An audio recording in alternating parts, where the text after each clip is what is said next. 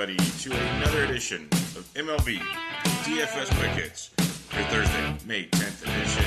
9-game slate on tap for you on this Thursday of action. Really weird not having a bunch of day games on a getaway Thursday, but 'tis the new baseball schedule. Look at your weather on the day. Not too bad at all. It's a slight chance of rain up the northeast. Most of the windy conditions have domes, so keep an eye on that. But all in all, not too bad when you're looking around the landscape of baseball. Your totals on the day, we do have some high ones. You got Red Sox, Yankees at 9, Royals, Orioles at 9.5, Mariners, Jays at 9, Braves, Marlins 7.5, Brewers, Rockies 11.5, Nationals, D-backs, waiting on that one for some odd reason. Twins, Angels 8, Reds, Dodgers 7.5, Cardinals, Padres 7.5. So the West Coast gives you some nice totals to play with, and then you got your East Coast and you got your Cougars to get the offense popping. So that's where we'll be building around today. Let's kick it off with the pitching on this 9-game slate, and you have a weird, just pricing in general on the pitching is just bizarre. You got 4 guys over $10,000. J.A. Happ leads the way at $11,000. Love J.A. Think he's great. Seattle's got some pop against lefties. He can definitely shut them down, but at $11,000, J.A., it's tough for Happ to hit that $11,000 price tag. He doesn't do it all too often, so I'll be passing there if he does it. Tip my cap. Walker Buehler is $10,500. Absolutely crazy. The skyrocketing nature of this guy's stuff. He still hasn't thrown 100 pitches yet, so you're relying on him to go get a bunch of strikeouts. That's what you're relying on at 10.5. That's what's crazy about this. He could get it. He's going to be super low owned, I think, because this price tag is insane for him. Like, if he's mid-8s, just like I said about Alex Wood yesterday, you can give it a shot. And Alex Wood didn't even get to that price tag because he threw too many pitches in the first 2 innings. So it's really weird. He is a minus 200 road favorite, which is tremendous. Cincinnati only strikes out 20.5% of the time. So Buehler's 29% K rate. He's got a great ground ball rate of 65%. You got to watch the walk rate, though. It's up to 14% already. So the control issues with most young pitchers is there. Cincinnati has the lowest total at 3.2. Lefties 225, righties 322. So he got some reverse splits. They're not in Great American Small Park anymore. So those kind of little details do help. But 10.5 is an astronomical price for a kid that, like I said, hasn't gone really more than 95 pitches all season.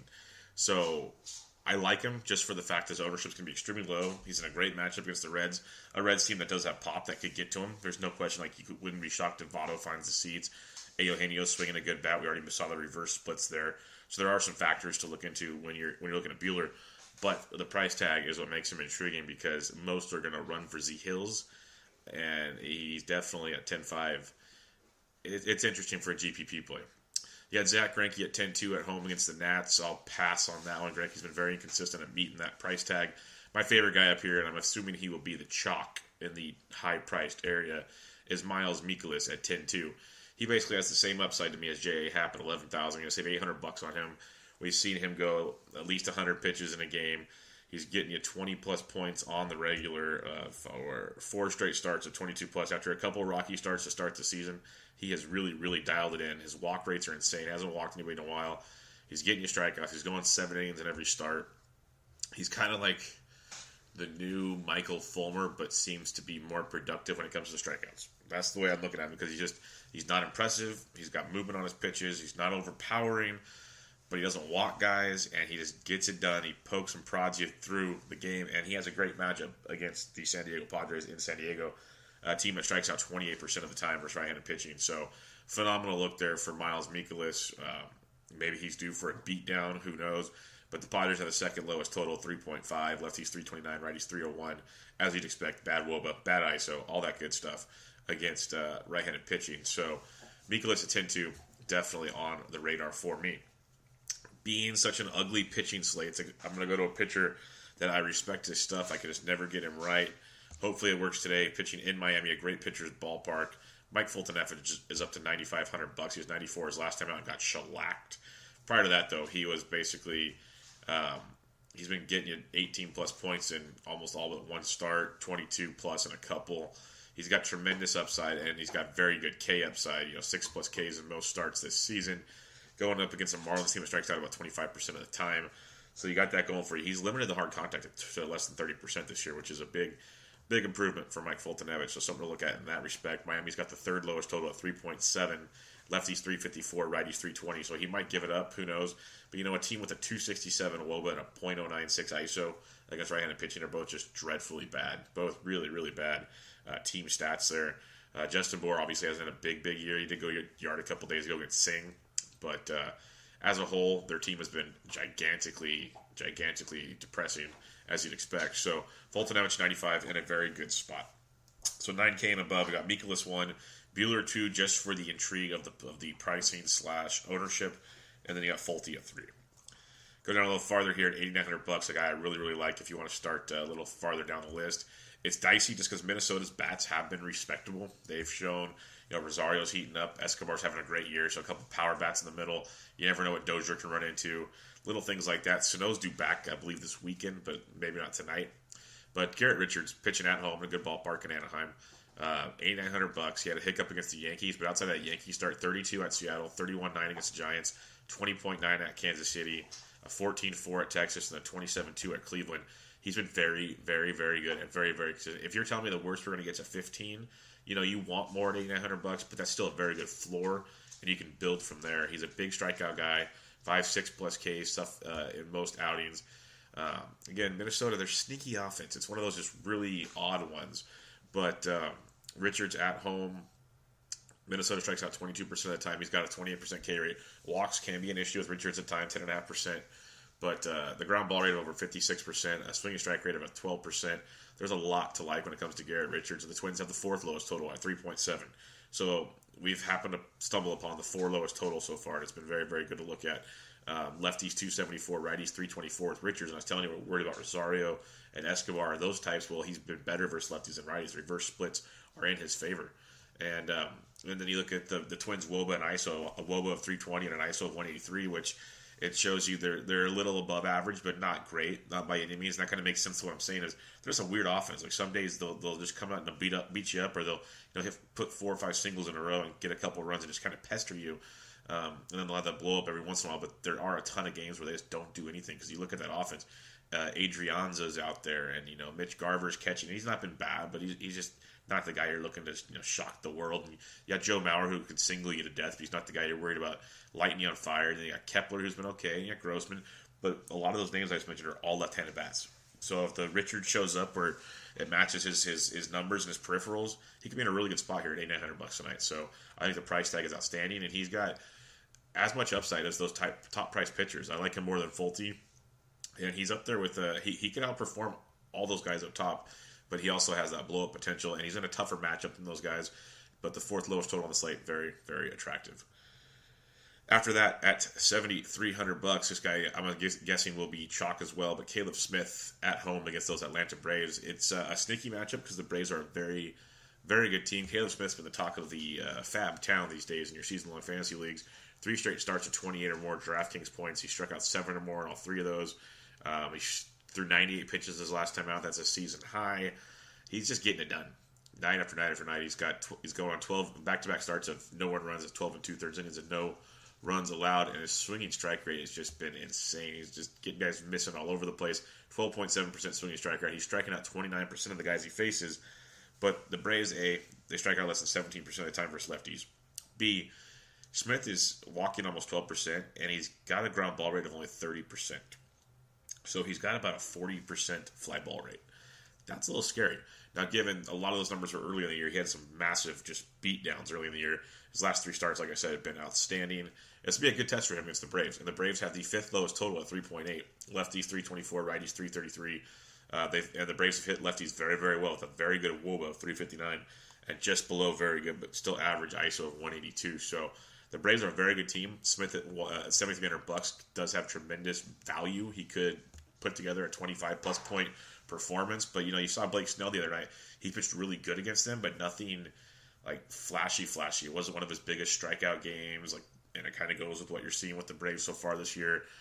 So Smith does have a tremendous upside, but just be careful with the Braves. Anything can happen at $7,300. Is a good price tag though. So in your 7 and 8Ks, I got Richards 1, Caleb Smith 2. Now when you go bargain basement hunting, it is not pretty at all. And we're going to grasp at straws. One's Ian Kennedy at $6,500, strictly on K upside alone. His last 2 starts, 15-1, 23-3, saw kind of what he could do. He had 6 Ks and 7 Ks in those outings, give him 2 runs total in 11 innings. No long balls, which is really good to see with Kennedy, because that's always been a thing with him, is the fly ball just gives it up. We know Camden Yards is a bandbox for the long ball, so it is something to be slightly concerned about.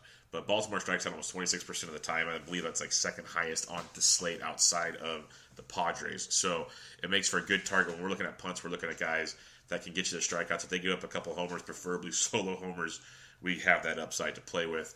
Like I said, his ground ball rate is only 35.5%, which is not good. But he strikes out over 20%. They strike out 26% of the time. When you look at the Orioles, a 4.7 total. It's just barely above middle of the pack. And they have a very, very bad 275 WOBA and a 136 ISO against right-handed pitching. So they've just been a massive disappointment this year. Doesn't mean they can't blow up. They have the talent to go off, but as a whole, they just struggled immensely. Danny Duffy shut them down for crying out loud. Eric Skoglund had a very respectable start against them. If they got to Kennedy, you wouldn't be shocked. But for $6,500, he does give you punt upside with a little bit more stability than you usually get down here. Now, if you want to punt completely, just all the way down, Jordan Lyles at $4,200. Jordan Lyles in his career has not been a good pitcher. Maybe he found a second calling coming out of the bullpen. He had one bad appearance when he allowed 4 runs in an inning and 2/3. Other than that, he's been really, really good. 16 Ks in 19 and 2/3 innings. Still has a 3.66 ERA. A lot of little things to like there. When you look at Jordan Lyles, he's facing a St. Louis team that does strike out 23% of the time. He's been a big ground ball guy, almost 40% ground ball so far this season. In his career, he's been a good ground ball guy. So there's a lot to like there. And you look at St. Louis, here's the catchy part. The 6th lowest total at 3 point, about basically 4. Lefties 395, righties 303. Now, you don't know how deep Jordan's going to go. He's been pitching out of the bullpen as a middle reliever type, so he might only have like 60, 70 pitches in that arm. So that could be a detriment at $4,200. But he is a definite punt option if you want to just hope the Cardinals' bats stay kind of quiet, because you doubt you're going to keep him quiet, but you want to keep him kind of quiet at $4,200 with some upside in that matchup. So it's a definite punt if you need to go there. Recapping your pitching up top, you got Mikolas 1, Fulte 2, Buehler 2, Fulte 3. In the middle, you got Richards 1, Smith 2. Then down below, you got Kennedy and Lyles. Let's take a look at your bats. But before we do so, let me tell you about Draft. Draft.com, draft in your app store, fun new way to play fantasy sports. Snake-style drafts take under 5 minutes to perform, and you get paid out the next day. It's a great format. You do 1 pitcher, you get 2 DHs / catcher / infield, and then 2 outfielders. You got $1 all the way up to $100. 5-mans, head-to-heads, 3-mans, 6-mans, all kinds of great tournaments. When you use promo code SD Sports at checkout, you get entry into a free $3 tournament. Tons of cool ways to play. They have hockey, basketball, golf. The Players' Championship just teed off this morning. You got baseball. You have NFL is already doing MFL 10s, draft and hold leagues. Those are flying like crazy. $5, $10, 10-man, 12-mans, all kinds of cool stuff there. So go check it out.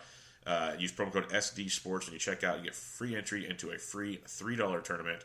But until then, let's get to the bats on this 9-game slate where you got guys like Gary Sanchez, who I always like to mention. He's always the highest priced catcher, and he'll differentiate. If you're going Yankees, he differentiates you because everyone goes Stanton and Judge, and usually rightfully so. But we look at Gary Sanchez, he's still crushing the baseball, facing Eduardo Rodriguez of the Boston Red Sox today. The Yankees have one of the higher totals on the slate at 4.7. Same total as the Baltimore Orioles against Ian Kennedy. Lefties 334, righties 302. So Gary the Sanchez can be $4,500. Not bad. I like Salvi Perez at 39 versus Chris Tillman. Tillman will be a heavy target of many. The Royals have the highest total outside of Coolers at 4.8. Lefties 442, righties 396 off Tillman. So they'll be in play yet again today. They've had a kind of an offensive awakening in Baltimore this week. You got guys like Realmuto versus Fulte, not bad. But Yasmani Grandal at 3,600 versus Tyler Mahle. Mahle's been a big pitch-to-contact type guy, so he does open it up for Dodgers with a 4.3 total. Lefties 393 off Tyler Mahle. Righties only 306. So a guy like Grandal at 36 usually brings low ownership to the table in a good spot tonight against Mahle. Farther down you go, like Iannetta and Coors versus Chastain is always worth a look. Zunino versus Happ at 3,300.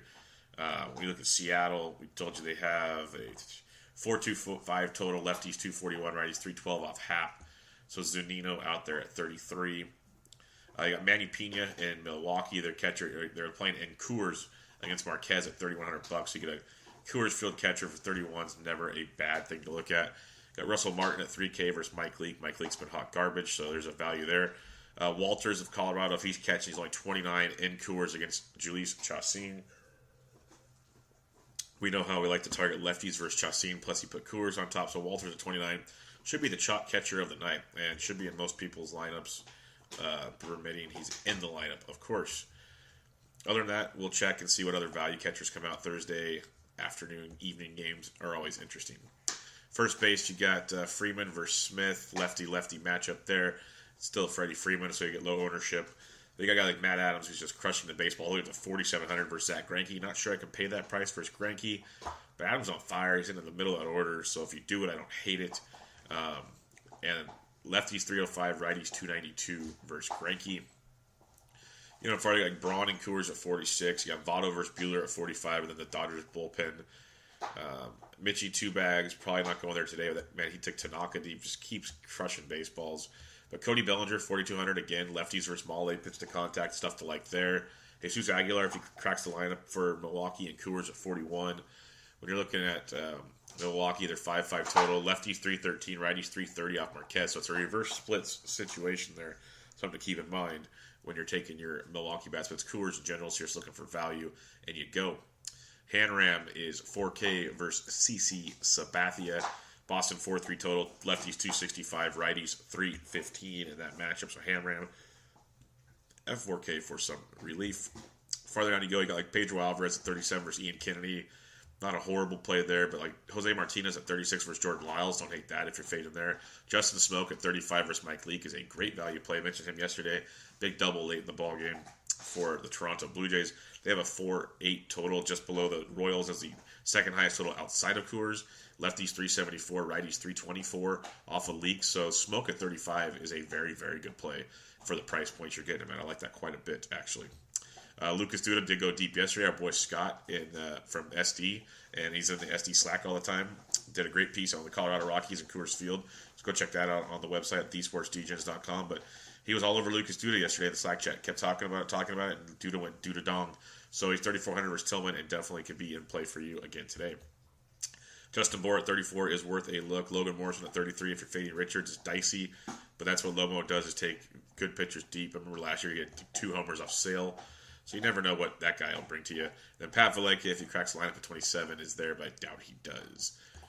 Second base, you got Ozzie Albies at 52, is always in play. Switch hitting Albies. LeMahieu and Coors. Whit Merrifield versus Tillman at 43 was super overlooked in that lineup. You got Johnny VR at 41 and Coors, not bad there. You got Harris Solarte at 39, second base, third base eligible. You got Harris in the lineup, batting in the middle of that lineup. That's a solid place. You got Smoke at 35, Solarte at 39. Toronto might be the cheapy stack of the night. Scooter Gennett against Buehler at 38 for some value. You go a little farther, like Robbie Cano at 36. Again, he hits lefties just fine. Don't run for Z Hills there. The farther down you look, Jonathan Scope is hitting in the middle of the order at 35. Just had a bad year. He's been very, very not good. Not good, Bob. So keep that in your mind there. You guys have Chris Owens at 3K versus Tanner Roark. Someone to keep there. Carlos Azuya at 29 for some value as well. Ketel Marte is only 2,800 versus Tanner Roark. That's a nice punt option there if you need to. Other than that, we'll check the lineups. Over to third base. Arenado and Coors at 56. Donaldson at 47 versus Leaks. Another good play. Let us down yesterday, but that's just too good. You got Marquez at 46. You like that a lot. Moustakas 4,500 versus Chris Tillman. That might be your top play outside of Arenado right there. Really good stuff there. Coming off a goose egg yesterday, so he'll be ready to bounce back for you in a big way, hopefully. Eduardo Escobar at 45. Eugenio Suarez at 44. Both tough matchups against Richards and Buehler, so low ownership there if you want to be GPP contrarian. Again, you have Harris Solarte, $3,900. Second base, third base eligible in a great spot for you right there. Don't mind that at all. Pedro Alvarez, 37 versus Ian Kennedy, first base, third base. The farther down you look, you guys like Kyle Seager at 35. Joey Bats versus a lefty. Joey Bats, third base outfield. He's $3,500. You know, still getting his feet wet a little bit, but against Caleb Smith, could have a good one there, and he'll be super, super low owned in that matchup. Brian Anderson's always worth a look at 3,300 in his games for Miami. Just keeps getting it done. Nothing flashy, just keeps producing. Got Daniel Descalso at 32 versus Tanner Roark, just in the middle of that order. Someone to look at as well. Other than that, check your lineups. We'll find a few other options as the day goes along. Join us in the Slack chat, SD Slack chat. Ask for an invite if you want in.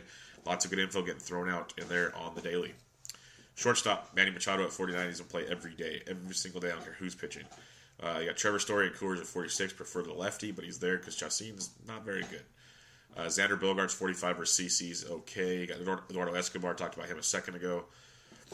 Paul DeJong at 4K against Jordan Lyles. Gene Segura does hit lefties well. He's 39 versus Hap.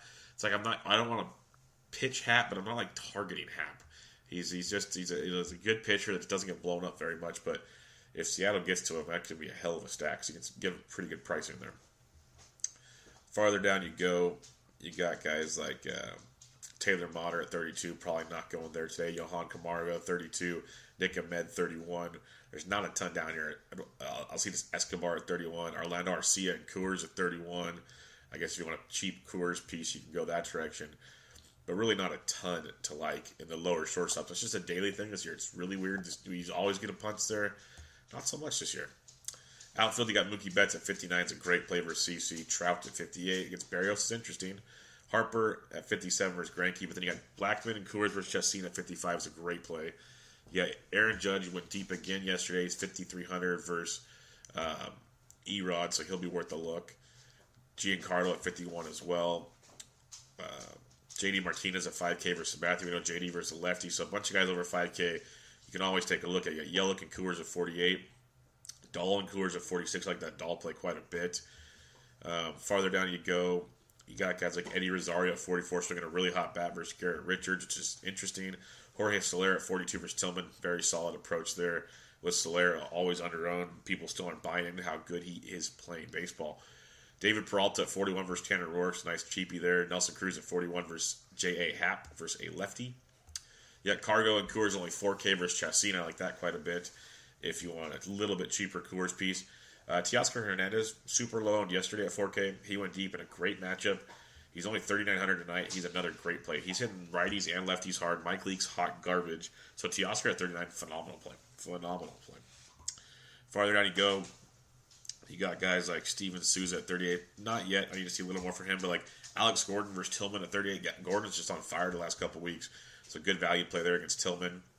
You go a little farther. You got guys like Marcelo Zuna versus Lyles at 37. Gerardo Parra and Coors at 36 is a cheapie. You go down farther than that. Max Kepler at 35 could be in play for you there. Hernan Perez and Coors at 33, second base outfield. If he cracks the lineup, it's a nice cheapie versus Marquez. I don't hate that at all. Nice and cheap there. Brian Anderson from Miami, you mentioned him earlier, third base outfield, 33 versus Fulte. Noel Cuevas, if he cracks the lineup for Colorado, he's $3,200. He's in play as well. Other than that, you get to 3K. You got Chris Owens, talked about him, second base outfield at 3,000. Then it's very, very bleak. So check your lineups, see what pops up for you when those come out. But there you have it. 9 games in the books. Recapping your pitching up top, Mikolas Buehler-Fulte. I keep screwing that up. In the 7s and 8K range, you got Richards and Smith, and down below you got Kennedy and Lyles. Let's check out your BVP and send you on your way. Like Gary Sanchez, 3 for 9 with a homer off Rodriguez. Brett Gardner, 5 for 16 with a homer. Nothing crazy. Mookie Betts, 7 for 21 with a double. Mike Moustakas, 6 for 16 with a double and a homer off Chris Tillman. Salvi Perez, 6 for 16 with a homer. Alex Gordon has 2 homers off of him. Solarte, 3 for 6, double and a triple off Leak. Ryan Healy, 2 for 4, 2 homers off J.A. Happ. Nelson Cruz, 10 for 22, 2 doubles and a triple. Those are some good numbers right there. Justin Bour, 8 for 14 with a double and 2 homers off Mike Fultonevich. Keep that in mind. Arenado, 3 for 7 with a homer off Chacin. When you go down farther, not too much standing out. Logan Morrison, 5 for 18, 2 doubles and a homer off Garrett Richards. Dexter Fowler, 3 for 6 with a homer off Jordan Lyles. So not too much BVP-wise on the whole. But there you have it, guys. 9-game slates in the books. Very interesting slate. Pricing, especially for pitching, all over the place. They're like really good pitchers that have blow-up potential. That's why this could be a really, really interesting Thursday night. So be careful. Come in the Slack chat, the Sports DJ Slack chat. Ask for an invite. We talk about things all throughout the day as lineups come out. More news comes out. Guys throw different ideas out there. So lots of good stuff there. Check us out, The Sports Degens, at The Sports Degens. Francisco dropped his Italia Serie A Week 37 picks this morning. The players had tons of great coverage there from the guys. It teed off this morning. Got Bench with Bubba, episode 92 out. Around the Bases, that was with Andy Singleton of Fantrax. Great stuff there. Around the Bases, episode 63 is coming out today. A lot of good information, recent MLB news talked about by myself and Mo. Interviewed our buddy STL Cup of Joe, talking Cardinals and some other pitcher stuff. Pine Tar Gate with Trevor Bauer. And then we talked to Alan Yamashigi of Dodgers Digest about the Dodgers' woes. And that was a really good interview with Alan as well. So lots of good stuff to check out there. Check it all out. And check me on Twitter at BDintro with all your questions. But until then, I hope you guys have a great Thursday. Good luck. And this was MLB DFS Quick Hits, your Thursday, May 10th edition. I'm out.